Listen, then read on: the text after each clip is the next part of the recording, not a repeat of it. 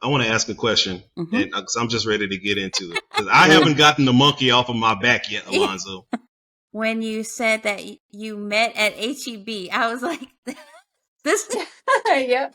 That's is funny. the most Texas thing ever. Yeah. When we were designing our seasonings, we had competition barbecue in mind as Mhm. far as like color and texture. So Mhm. we wanted to be versatile for whether your backyard or competition. I don't know if you guys think about your content in that way, but that's the way I think about it. Whenever I see a video of you guys, it makes sense for me to watch it. You're putting your boxes out there. I get told all the time, "Oh, your brisket looks like meatloaf." I can handle it, and then other times I'm like, "Man, that meatloaf won me $1,500." So like, whatever. It It's a sucks damn good because meatloaf. that's the beautiful thing about competition bar. Of course, like Sabrina said, everybody wants to win. If I go to a competition and y'all are there next weekend, my goal is to beat you. But if you win, Right. I can genuinely tell you, I will be excited for you. But this perceived barrier to entry of competition barbecue, it's not that competition barbecue is better, it's just different, right? You have to understand what is wanted, what is needed. Please explain to me how your first GC felt. I need to know. I mean, it's not. What's next for Gulf Coast Smoke? I know Yeah. you're going to be doing more competitions, and I hope to see you at some of them, obviously. Are you working on any new products? Yeah, we currently have 2 products that we want to work on releasing.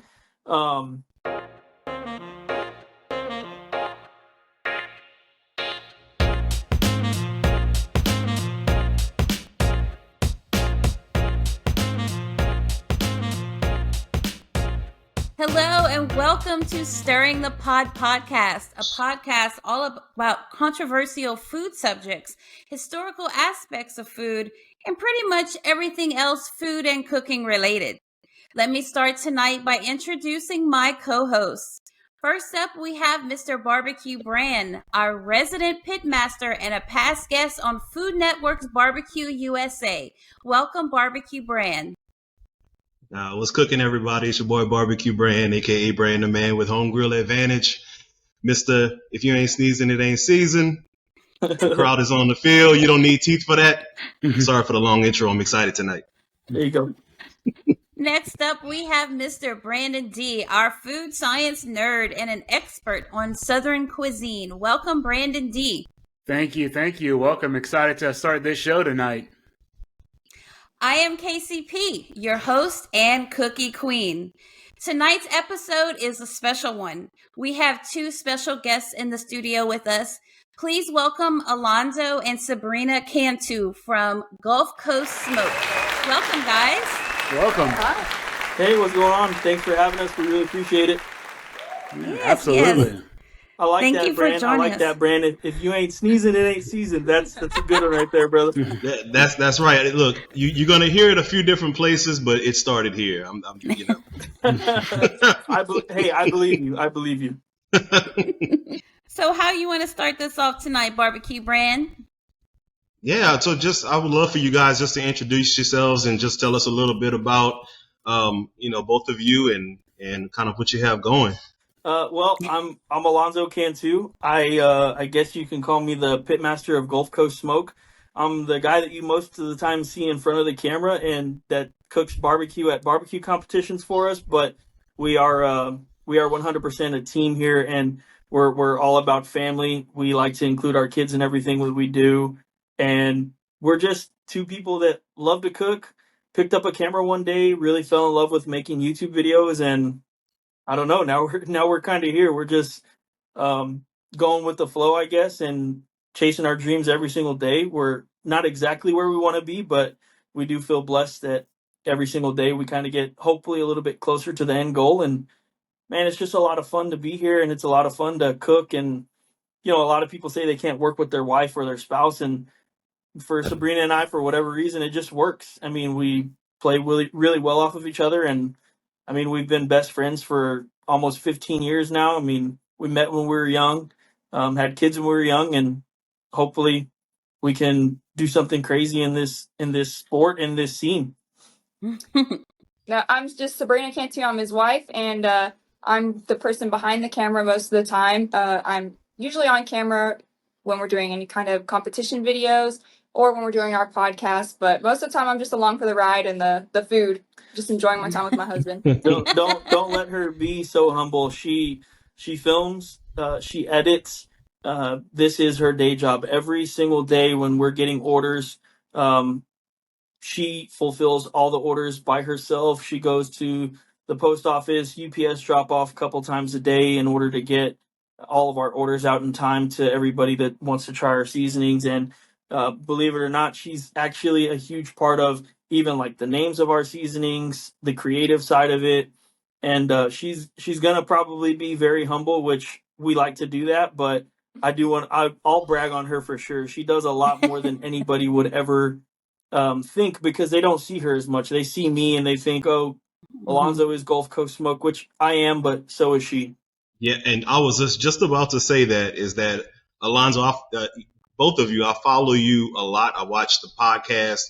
I watch all of your videos. I've watched a lot of your journey through competition barbecue, and you never not give her the credit that she deserves. Yeah, it's Sabrena on the things that you do for the team and day in and day out. And that's one of the questions that I have for you guys too, is there's got to be a lot of things that happen week in and week out when it comes to competition barbecue and kind of making those competitions happen.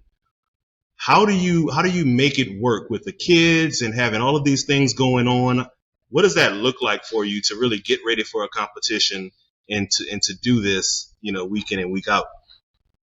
It's chaotic. Yeah. I can lie about it, yeah. Yeah, I mean, Sabrena and I were literally talking about it yesterday, because we had a competition this past weekend, and you guys know, I mean, you go to a competition, you're picking out meats on Monday or Sunday, you're trimming on Tuesdays, you're getting injections ready on Wednesdays.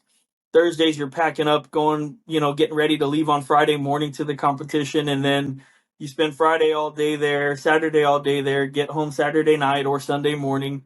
And then if you want to do it again the next weekend, you're starting again the very next day. And in between, of course, you're doing a day job. I still have a day job, or, you're trying to be a good dad. I like to golf. So I've been trying to allow myself to do a little bit more of what I want to do, I guess. Yeah. Because sometimes we'll get like engulfed in this to where we don't do anything else. We don't think about anything else, which I think is very necessary for what we would like to do. But, we also got to remember sometimes to decompress a little bit, because it can get, I don't want to say stressful, but it can get to you a little bit, especially when you're trying to grow and maybe you don't see the growth as fast as you'd want it, or you don't see the success at a competition, or you put out a video and it doesn't do as well as you'd like it to do.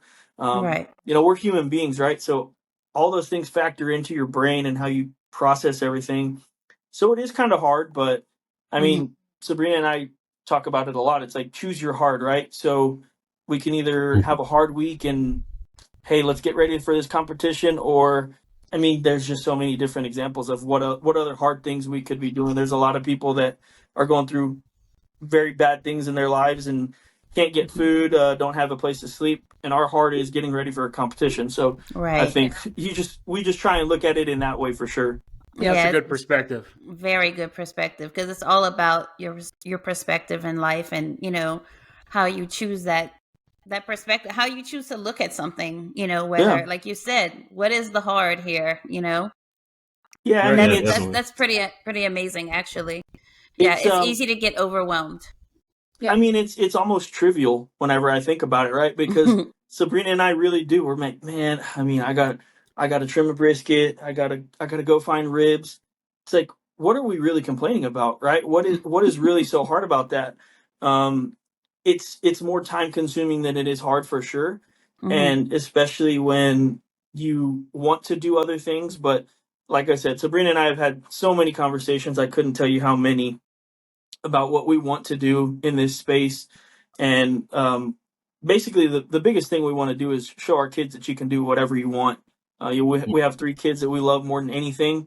And I tell people this all the time, and some people look at me crazy, but I would love for my kids to one day be like, Dad, I finished college. I don't want a job. I want to open a boutique, or I have this idea for a new pair of headphones that's going to work. And or these new glasses that are going to make people be able to see a mile away or whatever.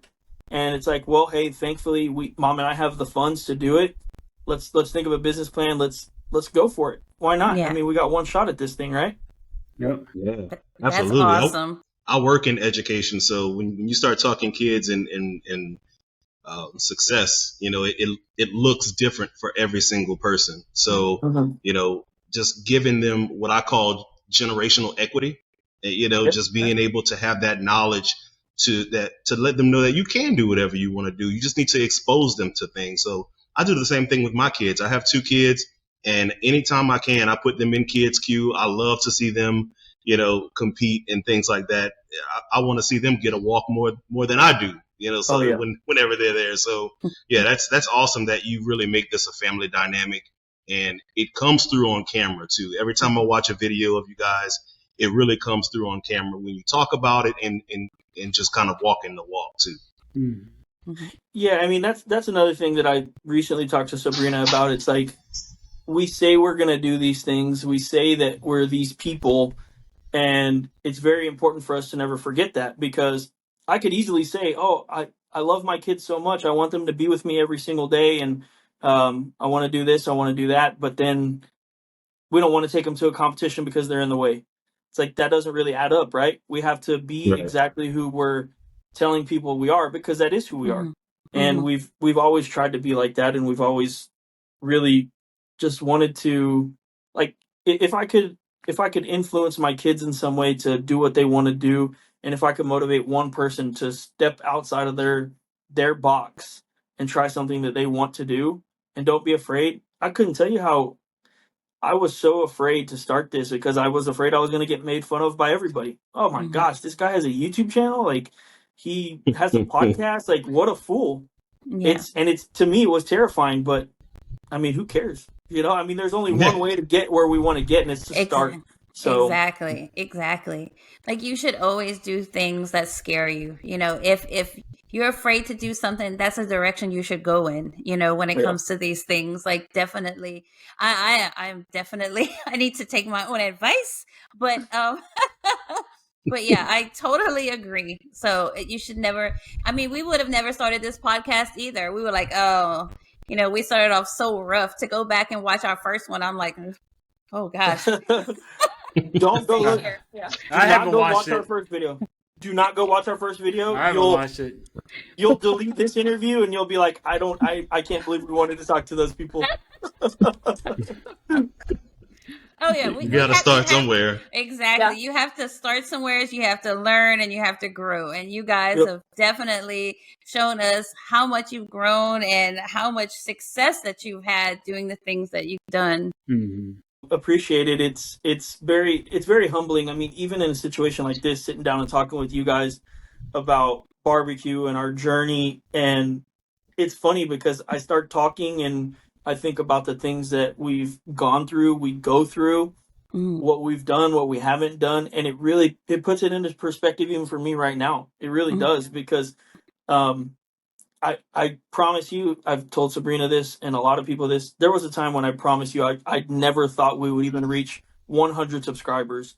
I was so ecstatic when we got 25 views on a video. Like, I would be like, Sabrena, like, 50 people watched our video. Like, can you believe it? It was it was insane to me. That's why a lot of the times we have to ground ourselves, because there was a time when we were begging, pleading, praying to be exactly where we are, and now we want more, right? But that's I think that's human nature, right? But there was a time when we were like, man, if I could just get 1,000 subscribers, and then we hit that. If I can get 5,000, then we hit that. 20. It's never ending with this. You guys know that. I mean, we all want to continue to grow and build our brands. And I can tell you guys already, and I'm not just saying this, just from being here for a few minutes, like, you guys are really good at what you guys are doing and making us feel comfortable. So, I mean, I watched back on a few of y'all's videos, and I really like what you guys are doing for sure. Thank you. Thank you so much. We really that's appreciate that. High praise. Yeah, that is. Yeah. So what you said right there, it reminded me of one of my favorite. I watched your last podcast, and you were talking about all of the different music that you listen to, and I listen to a lot of different music too. But I listen to a lot of rap, and Killer Mike has at the beginning of one of his songs, he says, "It hasn't been hard along the journey. It's just been a journey." Yep. And you got to think about things like that. It's, like you said earlier, pick your heart. Do you want to achieve this? Do you want to go along this road and go on this journey? If the answer is yes, then take what all it comes with.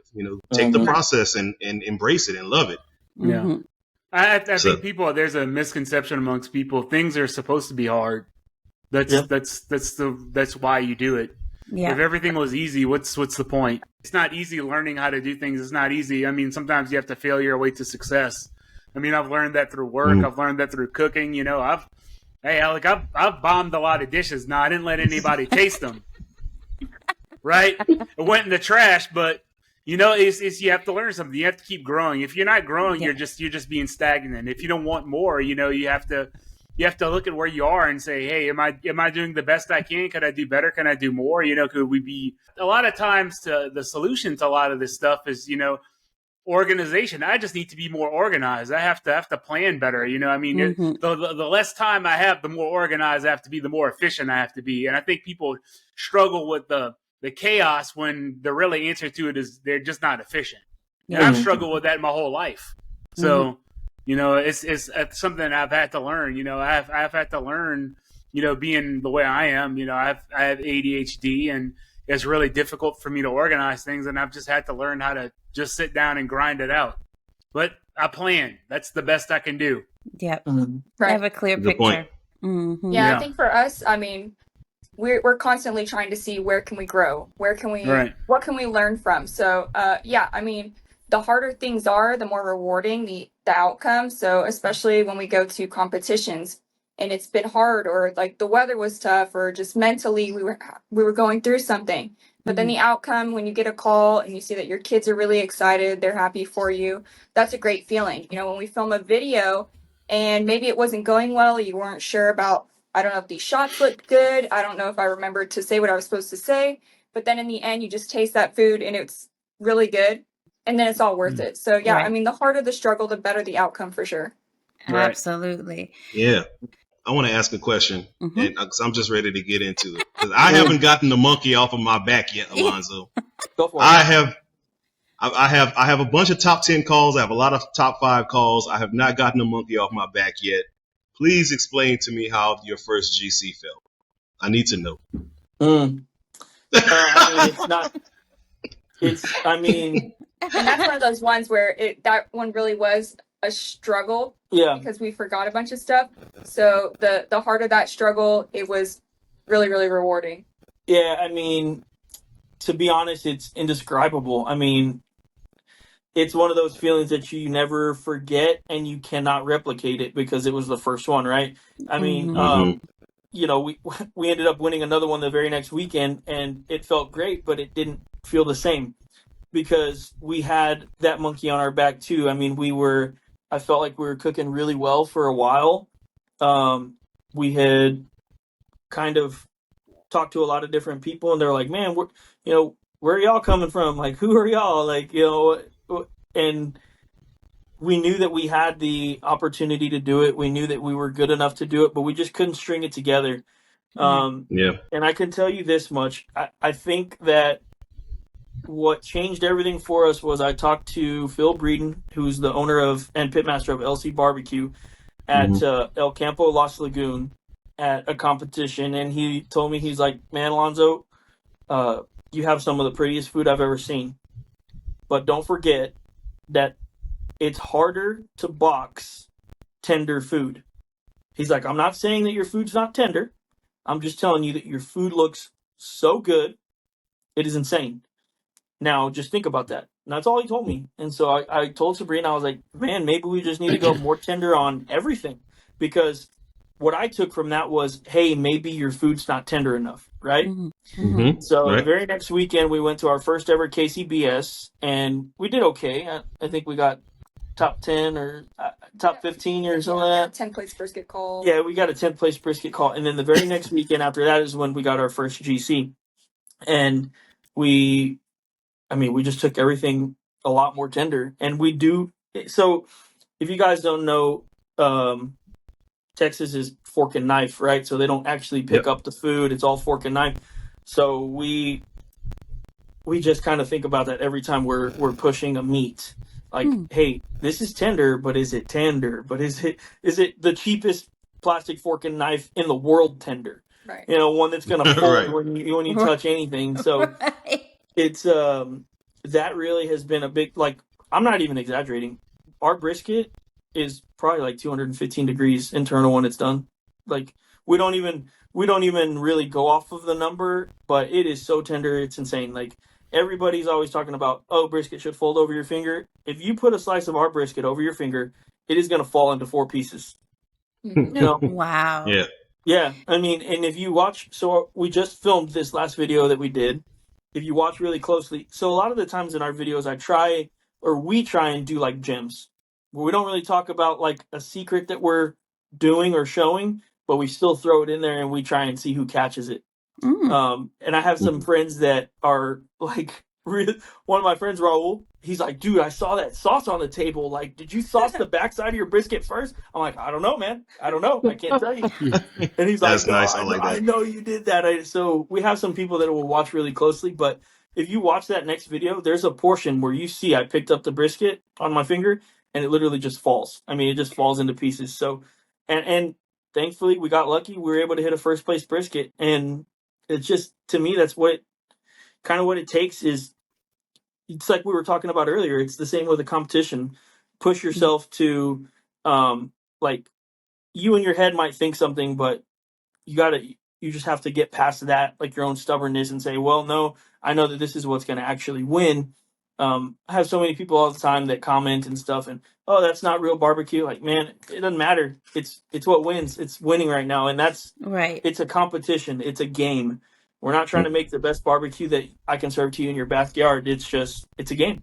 And I think the best feeling of when you get that first GC or any GC is when you have the right group of people around you. So our first one, having such amazing cooks who obviously they went out there to win themselves, right?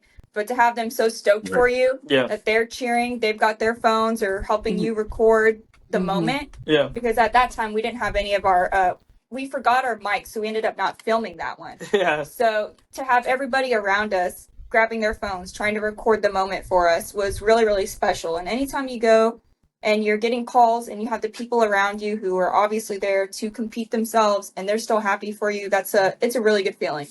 Yeah, like, so at our first ever GC, one of my best friends that I've met through barbecue, Bill Purvis, Chicken Fried Barbecue, he was there.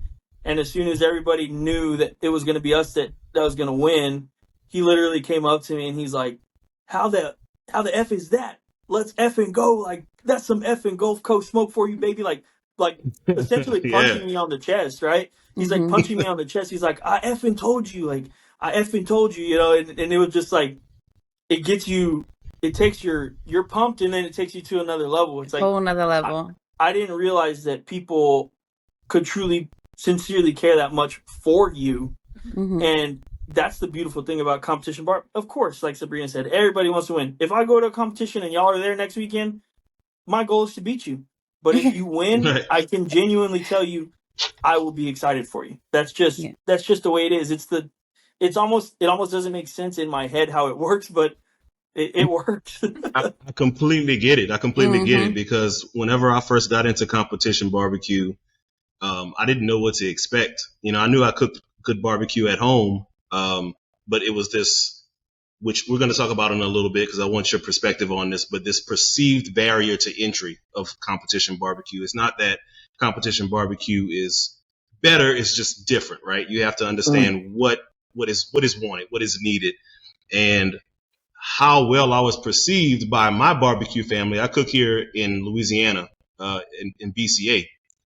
So how well I was perceived and how well I was welcomed by everyone, I was hooked my first time, and then I just wanted to learn. I had to get past my own bias. I had to get past my own pride of what I thought was good to get to the point where I was really, really competing with the people that was there, at those contests. So it's an awesome, I'm addicted.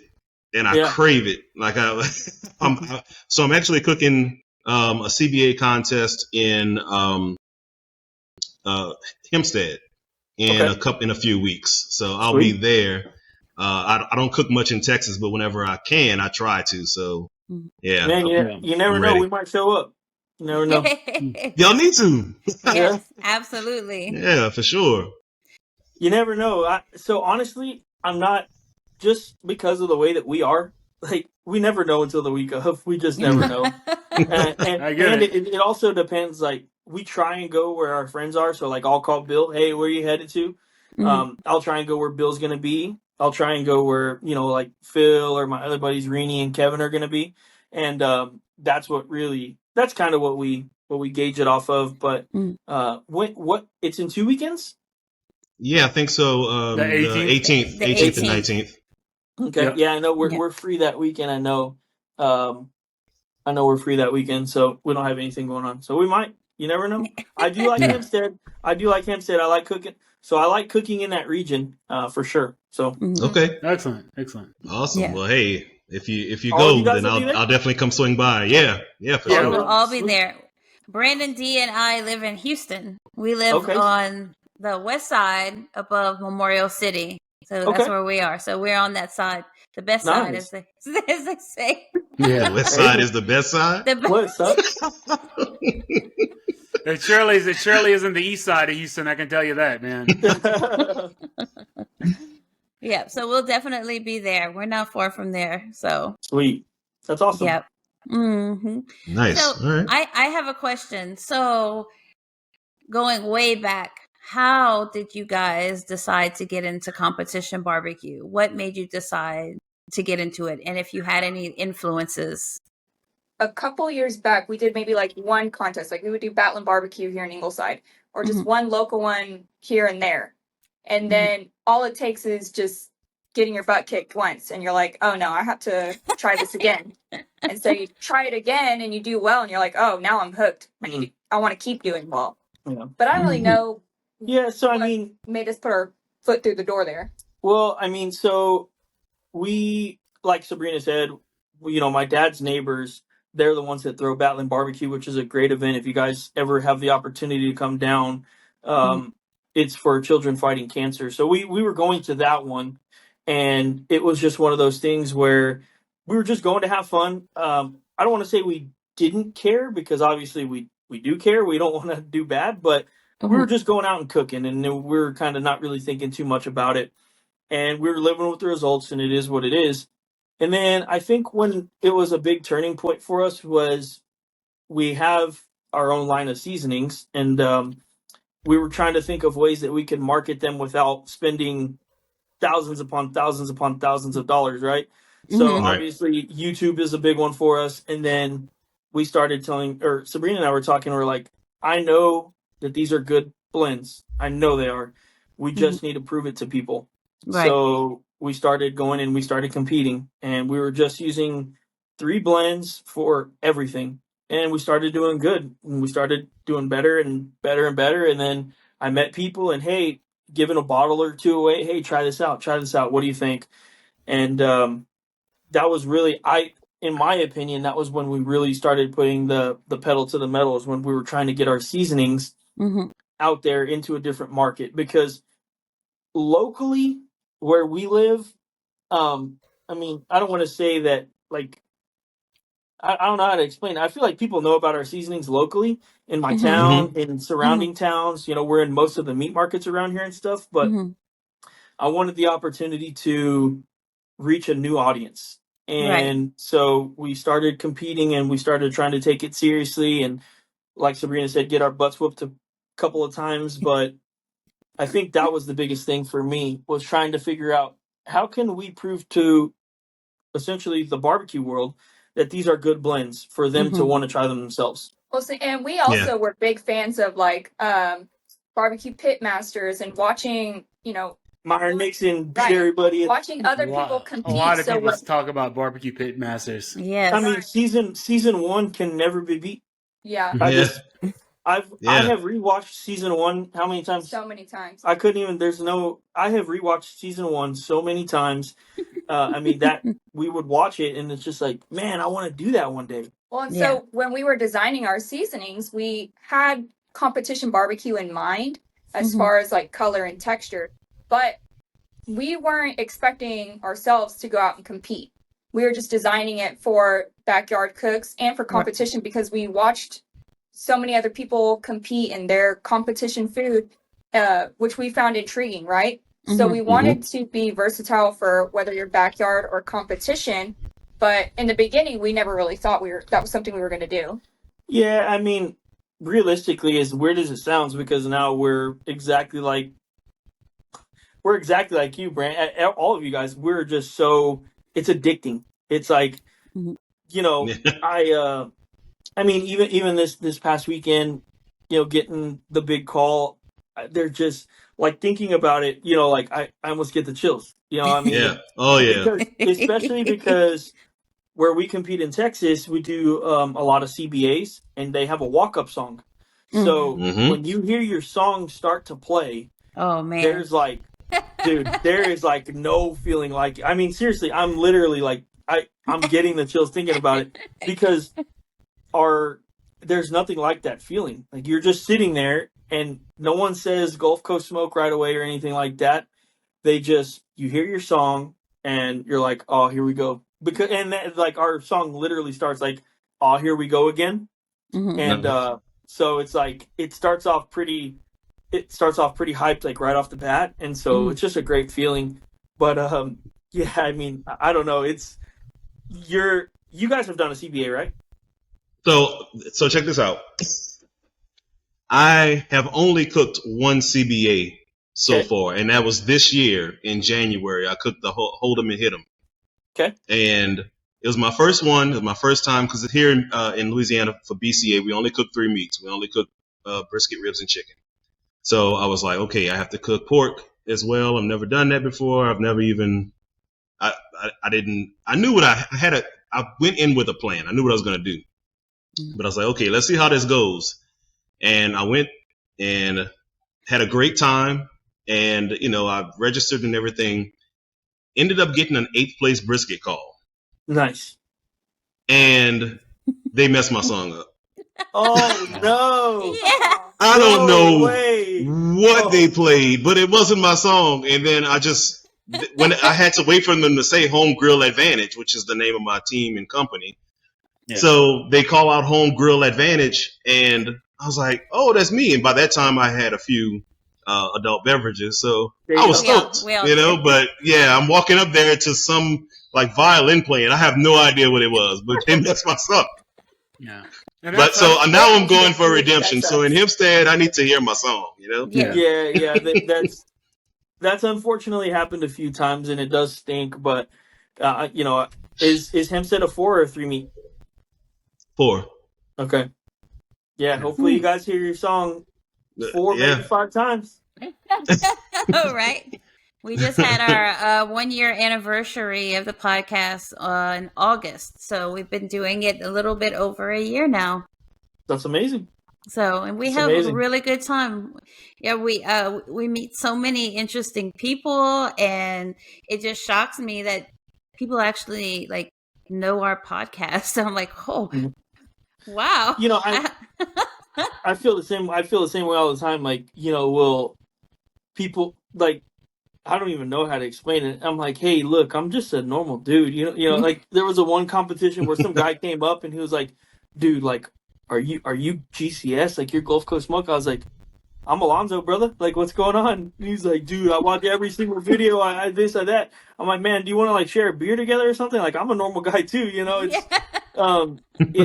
it blows my mind because I mean that's not why we ever started this. You know, I mean we don't care about that at all. It's just like, you know, I tell Sabrena and I tell a lot of people all the time, we're chasing freedom. We're chasing being able to do whatever we want whenever we want.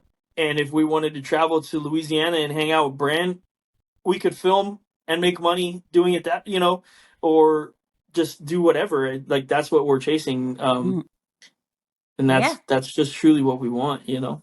Yeah. I'll tell you this, and I was thinking about this a little earlier. Maybe 10 years ago, right? You think about 10, 12 years ago, it wasn't as easily accessible to get barbecue knowledge and to really have like ongoing conversations with people about barbecue. There was like a limited amount of information. You know, you jump on, you look at, you know, like Malcolm Reed or something, and then or someone else, and then they would tell you to do something, and then you just would try to replicate that the best you could, right? Spritz here, wrap here, do this, do that. And you didn't really get the information on why you were doing what you were doing. You were just trying to replicate whatever they were doing because they were doing it great, right? Yeah. It's sort of like that era to where we are now, where there's a plethora of information and guys like yourself, you and Sabrena, where I feel like you're a part of this new generation of barbecue knowledge, where I can log on to YouTube and I can go and find out how to make something really good, and I know exactly why I'm doing what I'm doing. So I don't know if you guys think about your content in that way, but that's the way I think about it. Whenever I see a video of you guys, it makes sense for me to watch it. You know what I mean? Right. So that's I really appreciate that. I think even when we got into competition barbecue specifically, you could tell there's a lot of gatekeeping, right? Like, people weren't showing their pictures of their boxes unless they're winning, right? So there's a lot of secrets that they're, keeping close to the chest. And we, our whole point of YouTube and what we were doing was to put it out there. Create content. Right. Yeah. And I think, and I don't think people started doing this because of us, but I do think people saw the engagement we would get from like posting a pic or posting a video or a reel showing what we were doing for competition. And they realized, okay, well, I didn't necessarily want to share any sort of secret or my picture, but it helps put my name out there. It helps put my brand out there when I'm actually showing what I'm doing. So I think people are coming around to how much exposure you can get from social media for your barbecue brand.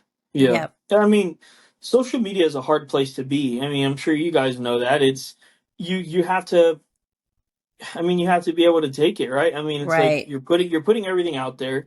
You're putting your boxes out there. I get told all the time, "Oh, your brisket looks like meatloaf." When, sometimes I hate to say it, I can handle it, and then other times I'm like, "Man, that meatloaf won me $1,500. So like, whatever." Yeah, and it's like it's a damn good meatloaf. Well, it sucks because you obviously don't want to be that person, and I don't think any of us ever want to be that person. But man, sometimes you just gotta. I feel like you have to let them know. It's like, dude, okay, you're looking at this the wrong way. I understand it doesn't look normal to you. You don't like sauce. You don't like that it's injected. But like I said earlier, and like Brand was saying, like, dude, it's different. We're trying to play the game. We're trying to win the game. Right. It's like, okay, it's like playing an NFL football game or 7-on-7 in your backyard with your homies. Like, okay, yeah, they're different. You're trying to, you're trying to pound the rock, right? You're trying to, you're trying to shave 3-5 yards off on every single play. You're trying to kill time at the same time, get first downs, like run the clock down. That's the same thing we're trying to do in barbecue. It's just a little, it's a lot different, but you get what I'm saying, right? It's like, there's a strategy to everything. I want Brand to be able to bite that brisket with one bite and be like, holy crap. Like that thing was amazing. And he doesn't get another bite. That's all I have. I have one bite to impress him. That's it. Yeah. That's a big thing. Like, Barbecue Brand has gifted us with some of his leftovers from competition, and I brought some over to Brandon D's parents' house, and they didn't say anything. And I was like, I wonder what, they're very open and, about how they feel about stuff. And I said, hey, what did y'all think of Brandon's barbecue? And they were like, oh, it was like really salty or like something. And I'm like, oh, this is competition barbecue. I should have explained this to y'all. Like, you get one bite of this and it's just supposed to be so packed with flavor and stuff that's what you have to judge it off of. Is you don't get any other bites. So they were like, oh, okay, well, we understand now. But that one bite was good. But so I go back and forth in this in my head all the time, because I do agree absolutely 100% you have one bite. But I'm here to argue that it doesn't need to be packed with flavor. I think it needs to be packed with. It doesn't need to be packed with anything. I think it just has to be a good bite of barbecue. So I can honestly tell you, if you come and you taste our brisket next weekend, I can finish it exactly the same way, and you could eat 6 slices. And I've had a lot of people straight up tell me, man, you need a pop there. You need a pop. You need some sort of pop. We've won more first place briskets than any other protein. Our ribs, same thing. Like, you can eat multiple ribs. And there's a lot of people that they tell me the same thing. They're like, man, one bite barbecue, packed full of flavor. You can't eat a lot of it. I'm like, well, maybe yours, but not ours. And it doesn't, we're not better or worse than anybody else, but we have a different mindset. Like the other day, people were eating our pulled pork, like just eating it. They didn't get sick. They didn't think it was too salty. They didn't think it was too sweet. I like to go for a fully balanced bite of barbecue. And I mean, I've tasted a lot of briskets where you taste it and you're like, oof, like, holy smokes, like, you went all in on that one, didn't you? You know? Yeah, it's a little over the top. It's a little over the top. And I really think that, you know, a good consistent bite will do a lot better than people think. Like, you know, I've watched some Brad Leiniger stuff, and he literally says, man, I want 5th place everything. 5, 5, 5, 5. I want people to bite my barbecue and think, it's pretty good, on to the next one. Because that's not going to offend anybody. You go too salty, you go too sweet, you inject too much, man, you're going to lose some people. You might get some people, but you're also going to lose others. So, I mean, I think that there's something to be said about understanding that balance of, yeah, it needs to have flavor, it needs to be good, it needs to be tender, but don't overdo it, because you really can hurt yourself pretty bad. That's a good point. I was talking to Brandon D about that. He's been instrumental in my competition barbecue journey too. Just bouncing ideas off of him and talking to him about certain things. And I've gotten to that point too, to where I'm like, I'm not trying to beat everybody here with the first place anything really. I just want to, you know, top 5 everything is what I really want. Yeah, because I know if I can get top 5 everything, you got a shot. Yeah, and that's the one thing I struggle with competition barbecue. I generally in my cooking I don't do subtle. I mean, like, it's just not my style. I mean, but that's just how I cook. I mean, usually my things, not like I oversalt anything or make things too sweet. It's just my flavors are pretty bold.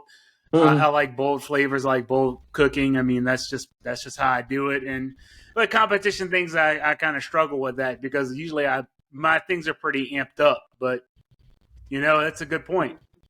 Yeah, and I think the other thing is we never started doing good until we started realizing that it literally does not matter what we think. It doesn't. And it never will. I could take a bite of that brisket and think, oh, that's the best thing I ever eaten, and then get 8s across the board. Well, no, it wasn't, because everybody else thought it wasn't. And so I think once we really started studying our scores and seeing, okay, my texture scores are off. Was it too tender, or was it not tender enough? So then we started pushing everything more tender. Texture scores got better. So obviously it wasn't tender enough before. Or my flavor's off. What are we missing? Are we missing, you know, then you look at the comments, too sweet, too salty, too whatever. I think there's also a lot of value in actually looking at those things and realizing, like, oh, I can actually learn from these. If I take them seriously, if I read them and I try and learn, you can really get a lot of value out of it. Yeah, I agree. I got to the point to where I was really just kind of calming myself down, calming my nerves down after awards. And because in BCA, you have to go and get, well, in CBA, I know they have the printout for you, but in BCA, you have to go up there and kind of make sure you hold on to your tickets that you didn't give away if you didn't get any calls, and you know, look at your scores. And I really wanted to make sure I kept up with my tickets so that I can go back later the next day or the day after, when I was calmed down, when I wasn't thinking, oh, I got screwed on this chicken call, and go back and look at my scores and really see what happened there. You know, are they up and down? Was it just one score that one judge was rogue, or was it across the board where I just didn't hit the mark? So I think it says a lot about just being able to really balance flavors, and I've really been trying to do that a lot more lately, and I've been seeing more success because of it. So there you go. I want you guys to talk about let's promote your seasonings. Let's promote your rubs. I want you to tell me all about these rubs, all of the different ones. I know you have the hospitality, you got trifecta, you have that base. What is each one of them for? Why were they developed? So our first seasoning was hospitality. And that one was pretty much just a classic standard barbecue seasoning. That's what we had in mind. Something that was going to give good color, because as I mentioned earlier, we were thinking about competition quality, but for backyard. So we wanted to make sure it had good color, that it was going to give off a good texture on the meat, and just good classic barbecue flavors. We started out doing YouTube, trying a lot of other people's seasonings, and we found that maybe this one had what we wanted, but was lacking in this area. Or this one had too much of this, but we kind of like the, subtle note of that. And so we figured, well, why not create something that's going to meet all of our needs? So with hospitality, that was our first one, and that was pretty much all you. Yeah, so Southern Hospitality, well, the name, actually, Sabrena came up with the name. We were trying to think of a name for a long time, and we ended up with Southern Hospitality, and absolutely love it. Obviously, very, very special to us. But yeah, I mean, it was just one of those things where, so every single blend that we have, Sabrena and I have made at our house. We've tested it. We've had friends over. We've given it to people to try. So every single one of our recipes is 100% developed by us, and it wasn't any different for Southern Hospitality. I kind of, I really wanted something that was just going to be sweet. I personally like sweet pork. That's just me. So I wanted something that's sweet. Pork is better sweet. Yeah, I like sweet pork, nice red color, and those were my biggest things. A little bit of smokiness there.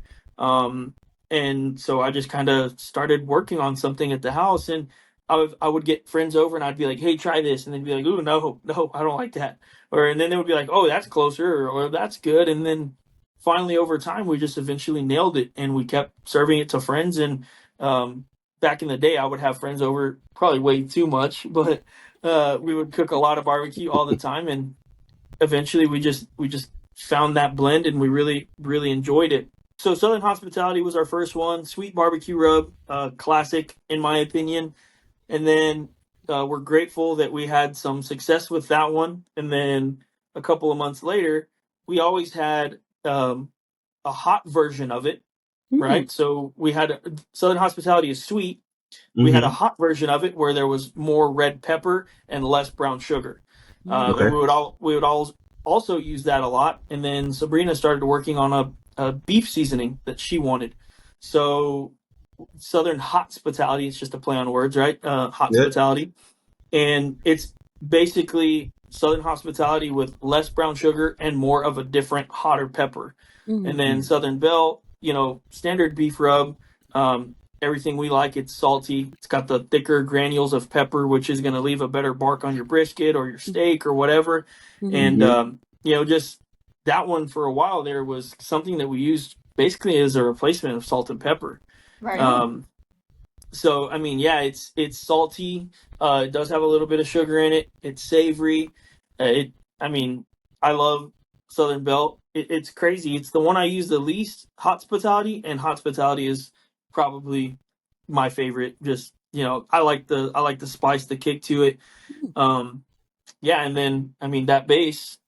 Yeah, so Southern Belle has a little bit of color to it because of the other spices in there. And as you said, we were kind of using it as an all-purpose seasoning a lot of the time.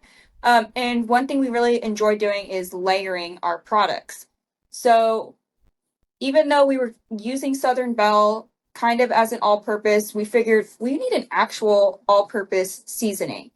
Something that we can layer maybe like with Hospitality that's not going to add any extra color, but it's still going to give more savoriness to it.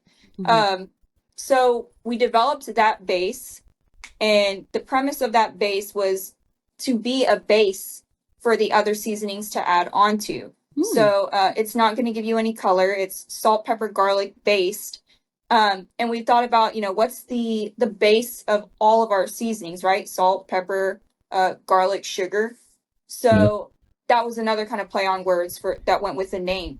And so the point of that base is to be good on its own, but we really do enjoy layering it with other things. We use it a lot in our competition for layering. And then after that, one thing we found in competition is, hospitality gave us a lot of that color that we wanted and the sweetness for our barbecue, but we were still having to layer on pepper. So we were trying to develop a seasoning that was going to give us the same color, the same sweetness and savoriness, but also add more pepper. So that's where Trifecta came in. Yeah. Okay. So Trifecta is our newest blend, and it's one that we're super duper proud of. If you guys give me your address, I'll send each of y'all a bottle if you haven't tried it already. So, oh wow, yeah. I genuinely think, I know you're gonna love it. It's a terrific blend. So, like Sabrena said, we tried to. So it's a long story. I'll try and shorten it up, but basically, we originally started making it as a fry seasoning. So, like literally, fried shrimp, fried pickles, French fries, chips, homemade chips. We wanted something that had a really, really good savory, sweet flavor. It was really well balanced. It could be used on a lot of different things. And so we were using it on our fry, like chicken fried steak, French fries, everything for a while. And then we just kind of started thinking like, man, I kind of want to take that out. I don't think that belongs there. I don't think it needs to be there. Okay, so let's take it out. Like, okay, well, wow, now that we took that out, it kind of looks like something we could throw on some chicken or throw on some ribs or throw on some pork or whatever. It's like, okay, oh, well, you know what? Why don't we change the size of the pepper to where it's more evenly matched with the rest of the granules in the seasoning? Okay, because we wanted it to flow really evenly and we wanted the pepper to be really, really even all over the meat rather than a thicker granule, which is actually so volume, right? With the seasonings, like it's going to raise or it's going to lower based on the volume. So we wanted something where the pepper was going to be seen in every single portion of that seasoning. And so it just developed. And we wanted something, we have a sweet seasoning, we have a salty seasoning. So we wanted something right down the middle. Right. So eventually we kind of kept playing with the recipe, and we kind of started looking at it and we're like, this is pretty much 50%, 50-50 salt and sugar. It's not just salt and sugar, right? But it's almost even parts salt and sugar. So salt and sugar is good for a brine, right? Oh. So it's like, okay, well, this can be the base for a brine. This could be a really good brine. Let's try it out. Brine and chicken wings, brine and birds, brine and turkey breast at the house. This works. This works, and it works really well. Awesome. So then we're like, hey, we really love the flavor of this seasoning. I call it a blend. I say seasoning, but I like to call it a multi-purpose blend. So we really love the flavor of this product. So, hey, we're just randomly at a competition. You can ask her. Yeah. Sometimes I'll just be like, hey, give me that. And I'll just throw it in and, whatever. So at this point, the seasoning, the rub, it was called the good stuff. I wanted to name it the good stuff because I would always be like, hey, give me the good stuff. And so I wanted to name it the good stuff. But one day I was like, hey, give me the seasoning. And I started taking tablespoons and throwing it in my injection. Boom. Mix it up, taste it. I'm like, oh yeah, that's good. That's damn good. And so we ended up literally injecting our pork and our ribs with it. And we literally hit first place in both. And I had a perfect score in pork. Oh, so wow. We're just like, okay, yeah, this works. This works for sure. So in order to make sure, obviously, that it still was going to remain true and be good, we ended up sending the information off to our co-packer, getting some bottles, giving it to friends. Hey, try it this way, try it that way. And then we came up with the name Trifecta because season, inject, brine. Trifecta. Wow. Awesome. That's really cool. Yeah, that's awesome. Yeah, I definitely want to try it. I have not tried the Trifecta yet. Yeah, that's really like good. I said, send me some addresses where to send it, and I'll send y'all a couple of bottles here after we're done. Will do. Awesome. Will do. Yeah, thank you. We'll definitely try it out. I did a little research on you guys because I love to kind of dig into stuff before we get on these podcasts. And I I was reading about your, like, in your about section on your website, and I find it so interesting, and it's such a Texas thing. You know, I've been here like 12 years. My husband's been here, 17 years now? 17. 17. When you said that you met at HEB, I was like, this Yep. That's funny. is the most Texas thing ever. Yeah. Yep. No, I mean, it's funny. I mean, it's hilarious, but our our journey of being together and I mean, first we were obviously friends, but it's funny. Like, you can even ask her. My parents would come into the store and they would shop. I'd be like, "Hey, that's gonna be my girlfriend, Mom." Yeah. And then like Sabrina's face would just get like super red, and she'd be like, "What? Like, what are you?" And I would tell my dad, I'd be like, "Yeah, you see her? Like, she's gonna be my girlfriend." And it obviously ended up happening, and here we are now. But yeah, I mean, we were both cart pushers, so we were both cart pushers, and That's funny. she was a senior in high school, and I was a freshman in college, and it's just like this worked out. It just, I don't know, it was just kind of crazy how it all started, and then we were friends and got together. And so if you work at HEB, you have a perk card, a partner perk card. And every week they give you a free item. Well, if we got beans or something, we're like, shoot, we're barbecuing. We got beans. Or potato salad, we're barbecuing. So we would probably make chicken wings, I don't know, 5 times a week. Like, that was what we could afford. So we were making lots of chicken wings, but we were outside and we were grilling and we were having fun.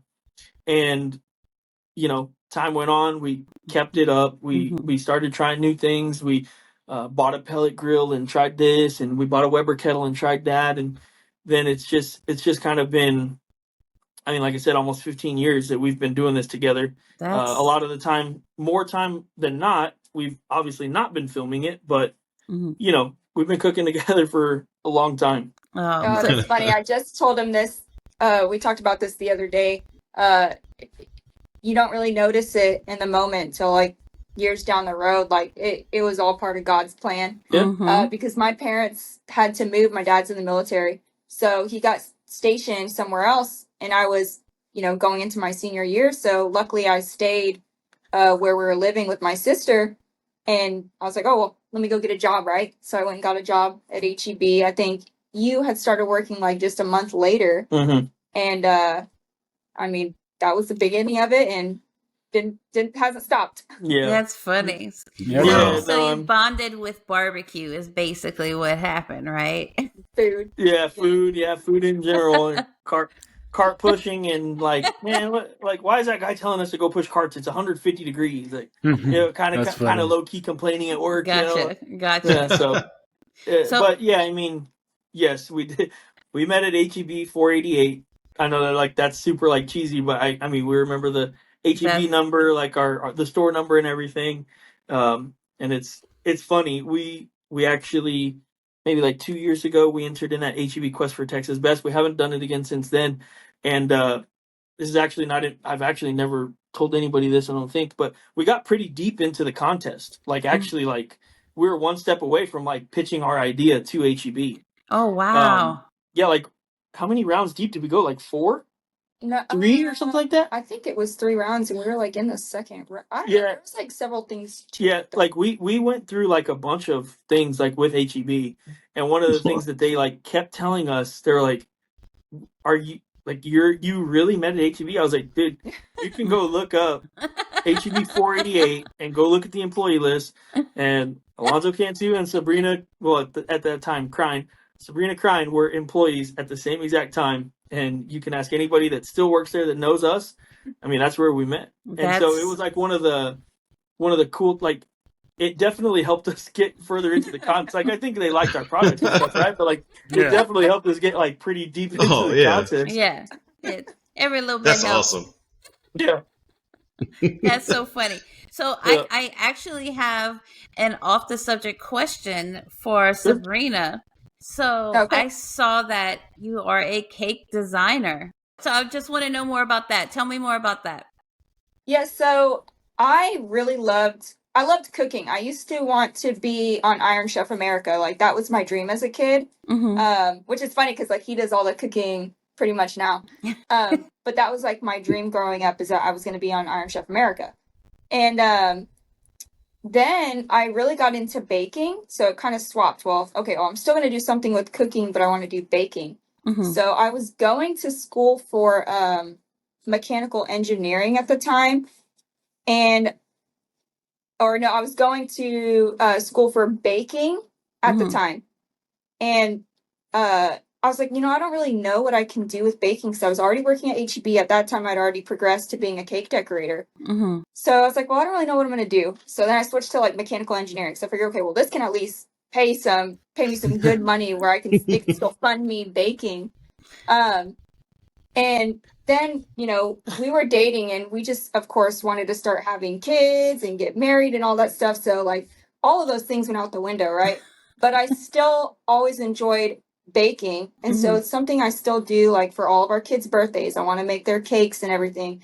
But it's funny now doing YouTube. It's like you see the market for cake decorating on YouTube, and it's like you can blow up on there. It's not something I thought about at all back in the day, right? So I didn't really know what I could do with cake decorating, which of course it's blown up now. But yeah, it's one of those things that stresses me out doing for other people, because people are very particular about what they want. And because of like cake YouTube, seeing the creations people make, like how insane they are, that's what everybody wants in their head, but they don't want to pay for it, right? Oh yeah. So I definitely, it's not something I want to do ever professionally, but I enjoy doing it for our kids or just baking at home. We just really like cooking in general. Yeah.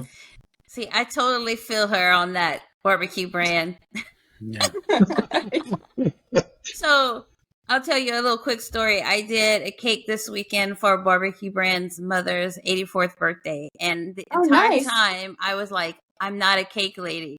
If anybody asks, I'm not a cake lady. I'll make cakes, but I'm not a cake lady. Like you just described exactly why. Like it's too particular. Like people are so particular. Now I do cookies. I do have a little side cookie business, and I do shortbreads, and I decorate them. Not always, but I do that as well. But people are so particular, and it's really hard to. It's stressful. It's so stressful because I'm sure you're a perfectionist like I am when it comes to designing things and making sure it's right. And you want to give your best product to these people because they have this set idea in their head of what they want it to look like, Right. That's why when someone wants Disney cookies, I'm like, oh God. Yeah. It's something that has really, I think, helped like competition barbecue, right? Like that meticulousness and having an idea in your head of what you want your box to look like and, completing that. But yeah, every time we make a cake for like our kids' birthdays, someone will ask, oh, do you make cakes? Like, can I, schedule something with you? And I'm like, no, I don't do it. Just this one time. And then for my other kid and the other one. But it's like people's like unrealistic expectations of what they. Oh, we have a party this weekend. We have it's a music party or whatever. Can you make me a cake of Beyonce, like an actual statue of Beyonce, but make it cake? No, for $50 too. Yeah. My budget is $50.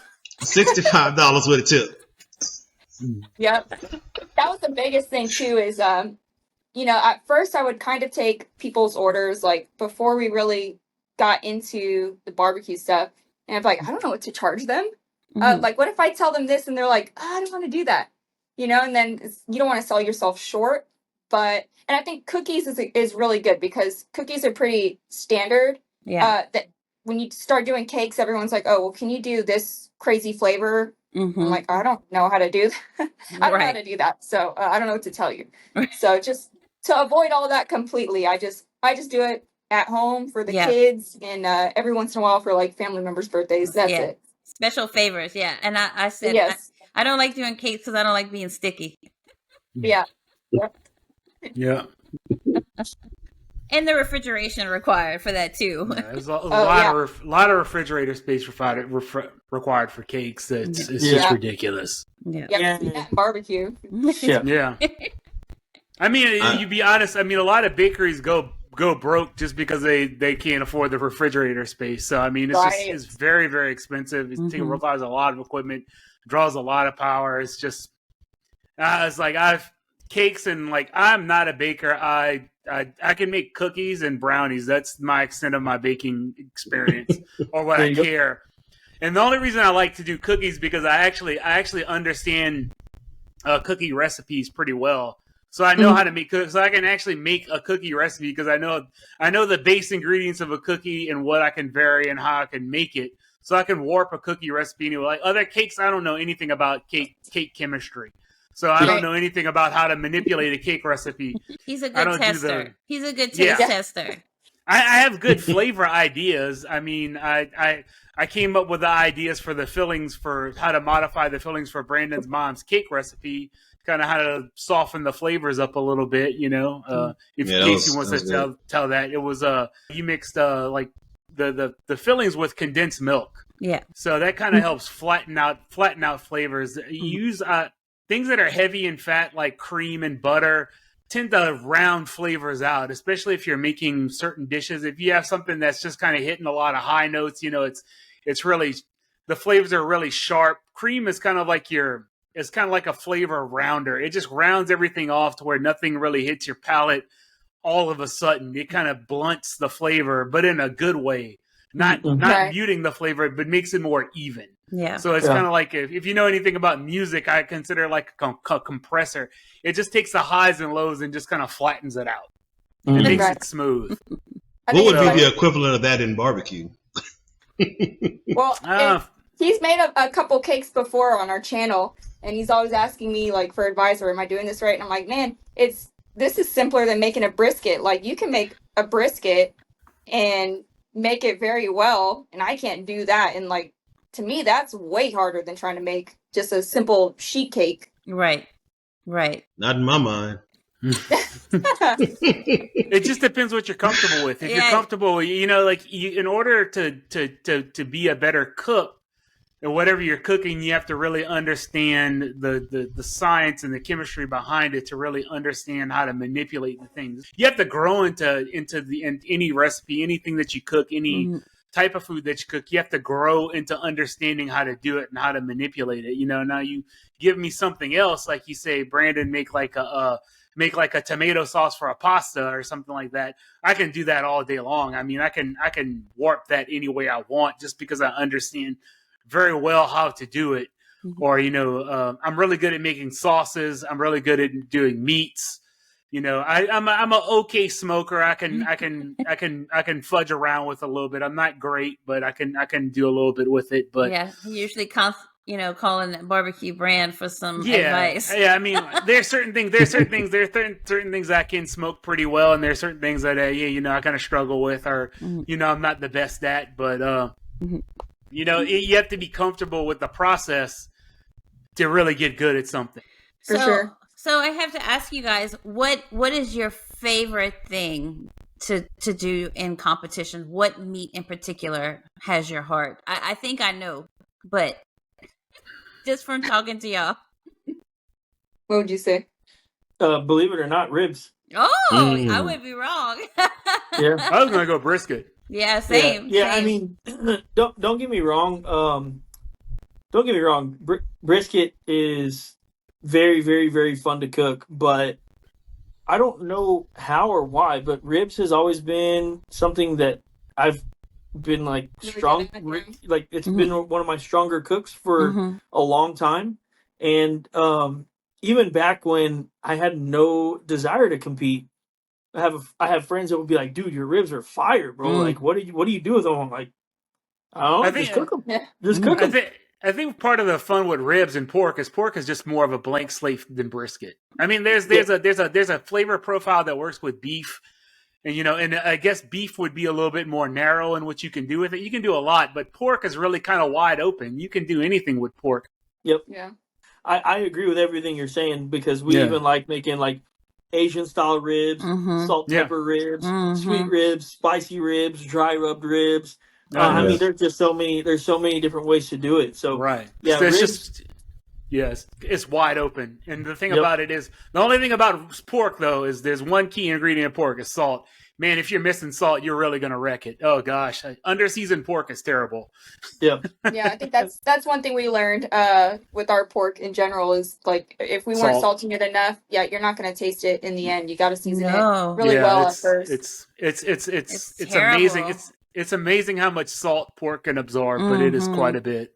I had one of my friends when I first got into competition barbecue. I started up ribs is my favorite thing to cook, also, by the way. But nice. I was cooking ribs, and I was cooking them well, cooking them tender enough. And I had one of my friends taste my rib. I was like, "Tell me what you think." And he tasted it, and he was like, And he gave me a bottle of something, and he said, "Go back to your trailer." He said, "Put this on it, and then I want you to come back and tell me what you think." And so I did that. I went back to talk to him, and he said, "What do you think?" And I was like, It's way better than my first rib. I was like, "It's probably one of the best ribs I've ever had." And he's like, "Exactly." He said, "You're doing all of these things to your ribs all throughout this entire cooking process." He said, "You have to salt it. You have to finish them to bring all of that together and balance those flavors out and really pop things that you have added to it, because that'll mute things also. If you don't salt enough, you won't taste certain things. Certain things won't hit your palate, and it'll just die." Right. So I learned that, and then after that competition, that's when I started hitting on ribs. I was like, "Okay, I got it now." So yeah. Well, it's like the thing with food, salt, fat, and acid change the way things hit your palate, your taste buds.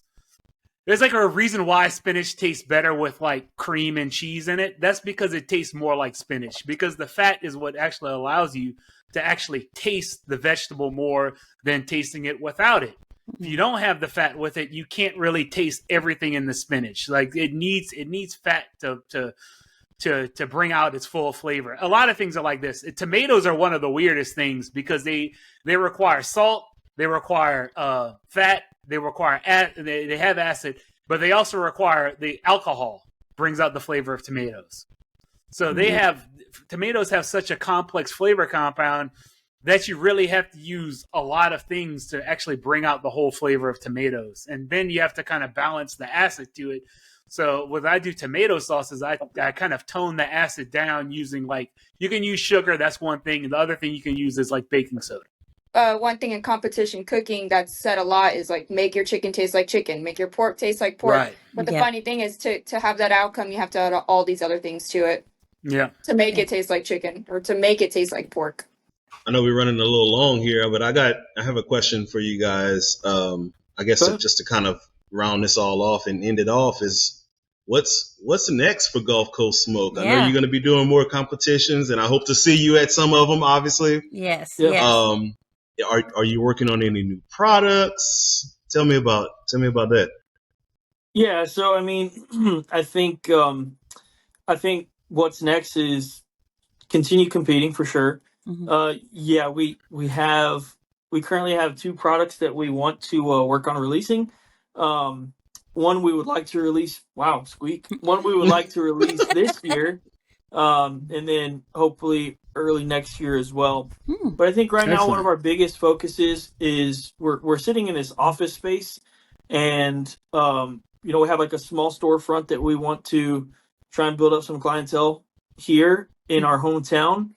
And we want to continue to push our seasonings out to as many people as we can. So build relationships, keep pushing content, and just keep driving as far as we can go. Every single day we talk about what we want to do and our goals and how we want to get there. And it's not always easy, but I think as long as we stick together, as long as we continue doing what we're doing, we'll eventually get where we want to get.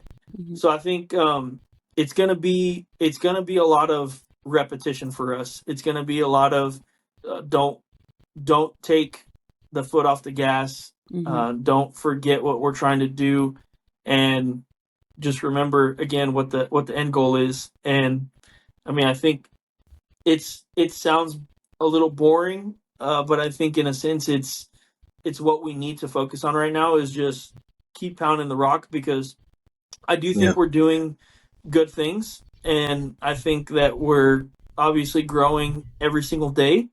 So we do always try and focus on making better videos, better quality.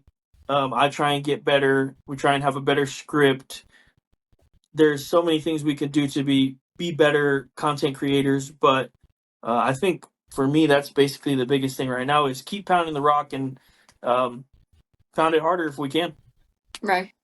So awesome. I have a question for you guys before we end this. What advice would you give to someone that is wanting to get into competition barbecue?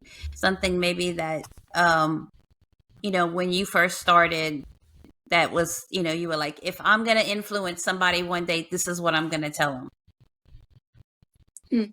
I mean, for me, I would say some of the most important things are learning how to trim, because that's vital in the outcome of our meats. Mm-hmm. So learning how to trim, getting good quality meats, which yes, it's expensive, but if it's something you really want to do, you're going to have to invest into good quality meats. Mm-hmm. And that's already going to take you a level above, people who might be entering just like you, who don't know very much. Right.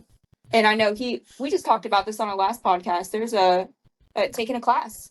Yeah. For me, I think there's a few things that I think people really should take into consideration. Number one, you have to realize that there are 30, 50, 75 other people that also love barbecue just as much as you. They're told that their barbecue is the best by their family as well. And they all can probably cook at least at a decent level. So you can't go in expecting to win right off the bat. You're going to leave very disappointed. Mm-hmm. So I think keep your expectations real. Mm-hmm. And yeah, I do think that if you want to get into it, you can really cut into that learning curve by taking a good quality class. So I have taken Bill's class. So Bill Purvis is one of my really good friends now. I mean, I talk to him on the phone probably every single day. Sometimes we'll talk for 2 hours on the phone about content or competition barbecue and goals and stuff like that. And I originally took his class because I wanted to learn how he does what he does. And what you can take from those things is not just recipes, but it's what's the word I'm looking for? Technique. Yeah, techniques. It's techniques on what they do, and then you can really make them your own. So the way I trim, my opinion is I've never learned it from anybody, but I at least got the idea from how they look at pork, right? So like with my money muscles, for example, maybe you've seen me trim it, maybe you haven't. No big deal. I take one big cut, and then I take 3 more cuts, and I basically make my money muscle into it looks like a little square. And then I take my shears and just round it out, and I'm done. It takes me a minute to trim a money muscle. And a lot of people always ask me, like, man, how do you trim your monies like that? I'm like, it's the easiest thing for me to trim. Like, you can even ask her. We filmed a little reel the other day or a TikTok, and I was like, I'm going to show you how to trim pork in less than 3 minutes. And then we ended the video, and I was like, oh, that was less than a minute. Oh, wow. And the money, and in my opinion, the money, it's a perfect money. So like what Sabrena said, I think that personally, and this is just our ideology, I think trimming is so much more important than people actually maybe give it credit for. I think that the reason that I feel we consistently cook a really good brisket is because we trim it the same every single time, and I feel like we have a pretty good trim. The same exact thing for our money muscles. I know that when I probe it and it's 205, 206 degrees, because I trim it the same way every single time, I'm going to get a similar result every single time. Yeah. Right. So I do go off of feel, but for monies, I'm a little bit more towards a number. Right. That's just me. So for monies, I really like to look for that 205 number. And if I trim them the same every single time, I get the same result every single time. So I think trimming is big. Take a class. Don't be embarrassed. Mm-hmm. There's a lot of people out there that they don't want to take a class. They want to learn it all on your own. You're going to lose thousands of dollars doing that. I promise. And that's completely okay. If you're getting into the sport, you you probably understand that you're going to be spending a lot of money, but you don't have to lose thousands of dollars. You can take a class online for $750 or, take an in-person class with somebody who's doing really well. And you're going to jump that learning curve and you're going to learn a lot. And I mean, not to shout us out, but man, go watch some of our videos. That's why we make them, right? Like we're trying to help people get into the sport. We're trying to grow barbecue. And I promise you, you can ask Kurt. I invite people all the time. Hey, come into the trailer with us. Yeah. Watch our I'll trim everything on site. Come into the trailer, see how we do things, see how we inject, see how we trim, season. I'm here to help, because at the end of the day, you still got to cook it.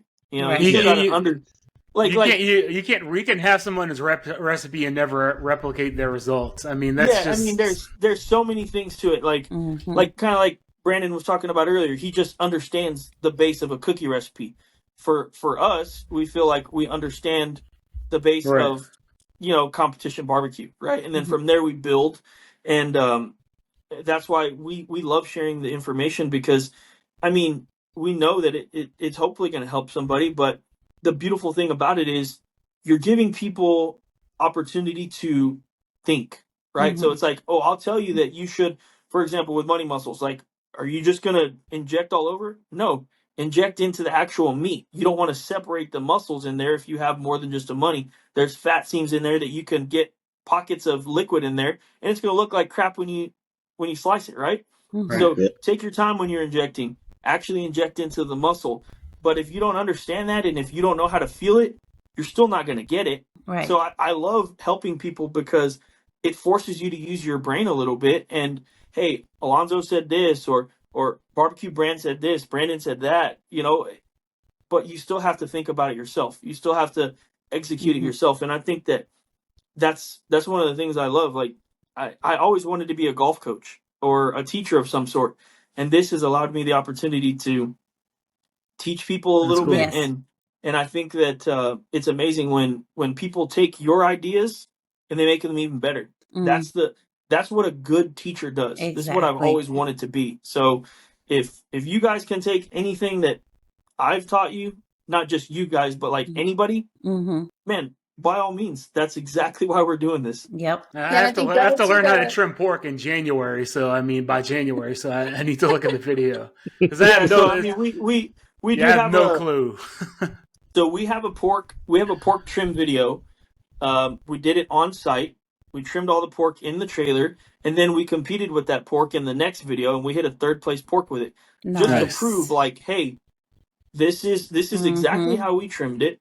This is the same exact pork, and then in the next video, we're injecting the pork, we're getting it ready, and we hit a 3rd place pork, because, like, and if you look at the trim, we're really heavily focusing on the monies need to be the same size. The pulled needs to be. We use our pulled for a lot of different reasons. It's just situational, but I think that's another cool thing about competition barbecue is you got to think on the fly. If those monies suck, what are you gonna do? If they taste horrible, if you didn't salt them enough, what are you gonna do? Yeah. Right? How are you gonna make it good in that last 10 minutes? I promise you, Sabrena and I have tasted stuff, and we're like, no, like, what did we do? And then it's like, okay, but it's all right. Go get the salt, mix it with a little bit of that base, or I'm sorry, like Southern Hospitality, so we can get a little bit of sweet and salty on the top of the pork. Hit it with a little bit more sauce on the backside, so it doesn't look like it was sauce, but it has a good flavor. There's so many, like, and that's one of the things we like to do with brisket. If we feel like our flavor's not there, man, sauce the back of the slice and put the sauce towards the back of the box. No one will ever see it. They won't know in their head that it's sauce, and then taste it, and they're like, oh, that's got a great flavor. So they're not thinking, oh, there's sauce, but they taste it and they're like, good flavor. So they're probably thinking like you nailed it some other place. It's all about playing mind games with people too, right? I mean, they're the judges. You do in some way want to trick them into thinking you got amazing food. Right. Yeah. Right. I love the attention to detail when it comes to competition barbecue. It's just it's one of my favorite things. Hearing you talk about some of those small, minute details are like, that's the things that like runs through your head while you're in your trailer, just kind of thinking on the fly. Okay, let me go over this next process. All right, what's after that? Okay, let me taste this. Let's see what it. Yeah. I could tell you, like I did tomball last year, the tomball rodeo, and man, we're like my team. We're a rodeo team, so we don't do pork. We do ribs, brisket, and chicken. No pork. So we're like totally flying blind on pork. We don't know what we're doing at all. Like nothing. We know nothing about it. Like where it's like, I said, they asking me. I'm like the expert because I saw Brandon do it one time. And I'm like, I think we cut the money muscle into slices, and then there's something called the tubes and the bacon. I don't really know. We had cut. It was not tomball. What is it? That was umble. Umble. Yeah, that's right. The umble rodeo. So I'm like, man, I don't know. And the thing about it is we screwed up our cook. So none of my pork butt wasn't done. They told me I was cooking pork butt when I got there at like 6 a.m. I said, turn-ins at like 3. How am I going to get this done? I don't know. So I ended up turning in another pork butt that we had cooked for throwdown just for people to eat. And I ended up turning it in. I don't know what I'm doing. I'm just boxing it. I'm like, I have no clue what I'm doing, man.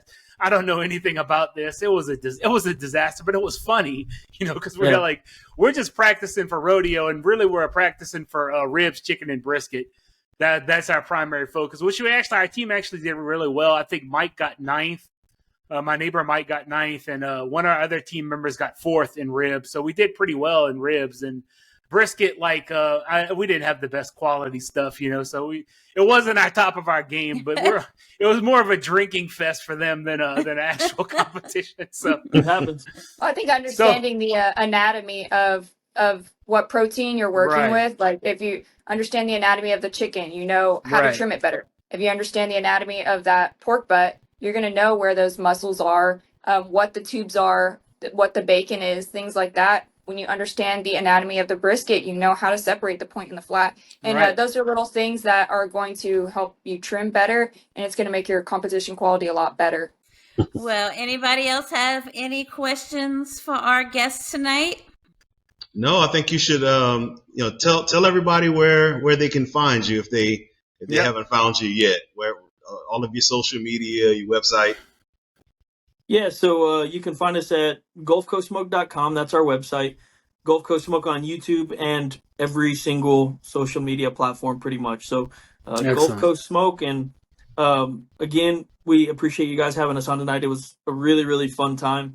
Love what you guys are doing. So, man, keep grinding. We'll keep grinding too, and we'll meet each other at the top. Yeah, absolutely. All right, great. There we go. Love it. All right. Well, I close out every podcast with a little quote, and tonight I have 2. They're both by unknown authors, but the first one is, barbecue is the only art form that can be eaten. And the other one is, barbecue is the social glue that brings people together.